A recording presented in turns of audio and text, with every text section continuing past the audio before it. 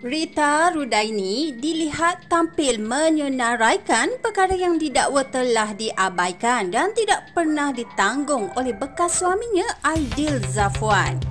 Jangan lupa subscribe Sourceful Channel, kemudian like dan tinggalkan komen-komen yang bermanfaat untuk bacaan semua orang dan nantikan pelbagai lagi berita-berita viral daripada politik, hiburan dan viral isu. Bye! Difahamkan, Rita meninggalkan komen berkenaan susulan dakwaan seorang netizen yang mendakwa Aidil tidak pernah culas membayar nafkah. Arwah tu dengan kawan dia atau orang yang tak kenal dia, bolehlah dia kencing lencong minta beritahu dia tak pernah tanggung tadika, sekolah insuran perubatan sakit demam, baju raya, duit belanja raya dan tempat tinggal anak-anak, tulisnya.